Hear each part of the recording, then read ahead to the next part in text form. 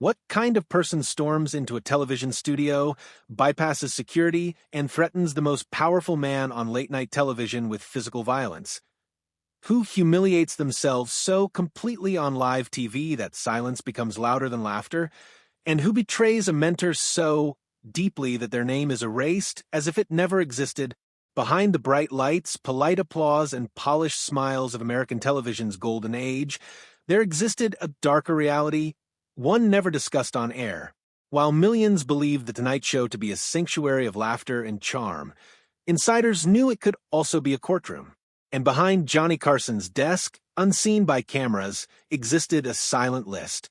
A blacklist, names that would never again cross that stage without consequence.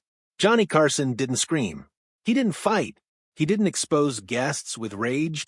He simply let them destroy themselves. What follows are not rumors or petty grudges. These are moments when fame collided with arrogance and the spotlight became a weapon. 11 names. 11 careers forever altered, and one man whose silence proved more powerful than applause. Uri Geller. When silence became the ultimate trick. On a humid August night in 1973, anticipation buzzed through the NBC studio like electricity. The audience had come to witness a miracle. Uri Geller, the man who claimed he could bend metal with his mind, sat confidently beneath the studio lights. To millions, he was proof that magic still existed. But the man seated behind the desk was not easily impressed. Long before Johnny Carson became the face of late-night television, he was a magician. A real one. And real magicians recognize deception instantly. Unbeknownst to Geller, the stage had been set, not for spectacle, but for exposure. Every prop had been prepared in advance. No substitutions. No sleight of hand. No escape.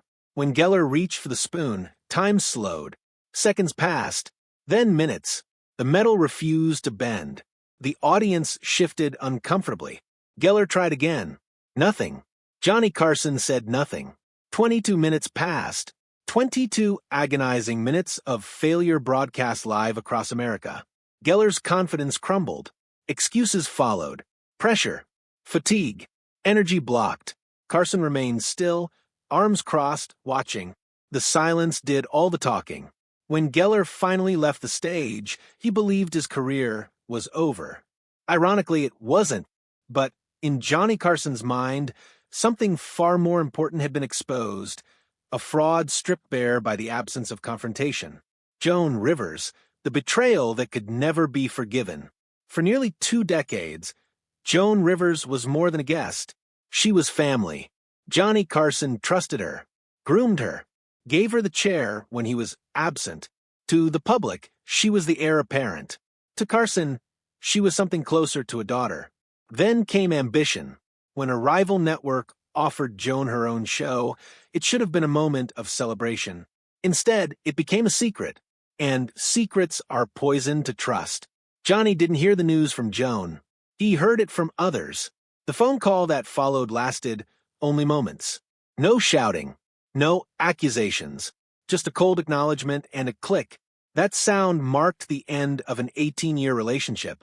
From that day forward, Joan Rivers ceased to exist on The Tonight Show. Her name was never spoken. Her appearances erased. Her legacy quietly removed. Johnny Carson didn't destroy her career. He simply withdrew his presence. And that absence proved devastating. Chevy Chase, when arrogance outshines talent. By the mid-1980s, Chevy Chase believed he was untouchable. Movies, fame, adoration. He walked onto The Tonight Show stage not as a guest, but as a conqueror. From the first moment, something felt wrong. Instead of banter, there were interruptions. Instead of charm, there was contempt. He mocked the band, insulted the audience, treated Johnny Carson not as a legend, but as an inconvenience. Johnny tried to steer the conversation. Chevy ignored him. The laughter faded. The audience grew quiet. What remained was discomfort. Johnny didn't rescue him. He didn't soften the moment. He let the arrogance speak for itself.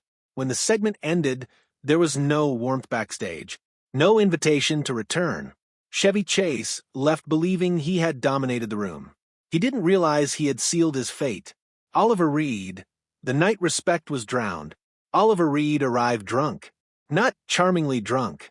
Not humorously drunk. Dangerously drunk. Seated beside Shelley Winters, his slurred words quickly turned venomous.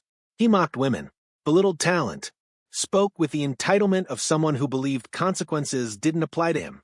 Johnny tried to intervene with humor. Reed ignored him. Then Shelley Winters stood up. Without a word, she lifted her glass and poured it over Reed's head. The studio froze, then erupted. Johnny raised an eyebrow. Nothing more.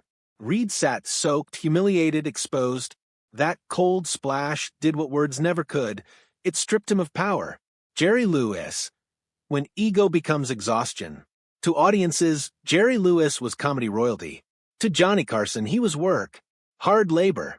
Jerry didn't converse. He lectured. He didn't share the spotlight. He demanded it. Night after night, he turned appearances into monologues. Philosophy replaced humor. Sermons replaced laughter. Johnny endured it with professional grace. But silence, once again, became his weapon. He let Jerry speak. Let the audience feel the weight of it. Let the magic dissolve. When Jerry left, he believed he had delivered brilliance.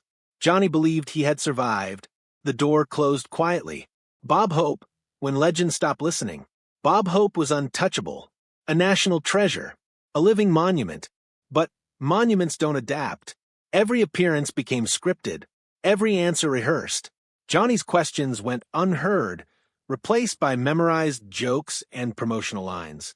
Johnny laughed on cue, slapped the desk, played his role. But behind the glasses, something had faded. Hope wasn't conversing. He was advertising. And Johnny, the master of spontaneity, despised nothing more than indifference to the moment. Wayne Newton, the only time Johnny Carson blinked. For years, Johnny Carson mocked Wayne Newton in his monologues. The audience roared. Wayne did not. One afternoon, Newton arrived uninvited. He bypassed security, walked straight into Carson's private office. There were no cameras, no jokes, just a threat, cold, precise, and real. The joke stopped that night. Forever. Johnny Carson had faced politicians, scandals, and public pressure. But this time, he recognized genuine danger. And he listened. Jim Garrison, when conspiracy met preparation. Jim Garrison believed he would expose secrets on national television. He believed Johnny Carson was merely a host. He was wrong. Johnny arrived prepared. Files read. Facts memorized. Questions sharpened. As Garrison rambled, Johnny dismantled him calmly. Methodically. Publicly. No mockery. Just logic. By the end, Garrison wasn't a truth seeker. He was a man unraveling under scrutiny. Johnny Carson didn't silence him. He simply refused to let nonsense stand. Ryan O'Neal, the crime of emptiness. Ryan O'Neal was beautiful, famous, desired, but when asked to speak, he had nothing. Questions were met with shrugs, stories with silence, energy with indifference. Johnny worked harder than ever, filling gaps, rescuing moments, dragging conversation from a void. When O'Neal left, relief filled the room. Rudeness could be forgiven. Drunkenness could be managed. But emptiness? That was unforgivable. Truman Capote, watching a genius disappear. Truman Capote arrived broken. His words slurred. His thoughts scattered. His brilliance dulled by substances he could not escape. Johnny protected him, redirected him, covered for him. But there was no hiding the truth. The audience laughed nervously, witnessing not entertainment, but decay. When Capote left the stage, Johnny sighed, not in anger but in mourning. Charles Grodin, the exception that proved the rule. Charles Grodin insulted Johnny Carson openly, mocked him, belittled him, turned interviews into psychological warfare. The audience hated him. Johnny loved him, because it was all an act. A dangerous, brilliant dance of improvisation where discomfort became comedy. Grodin was the only man allowed to break every rule and be invited back. These stories were not scandals. They were warnings. Johnny Carson didn't blacklist out of spite. He judged behavior, respect, integrity. In his world, fame was temporary. Character was everything. The lights have long gone out. The desk is empty. But the lesson remains. Grace earns applause. Arrogance earns silence. And silence, in Johnny Carson's world, was the loudest verdict of all.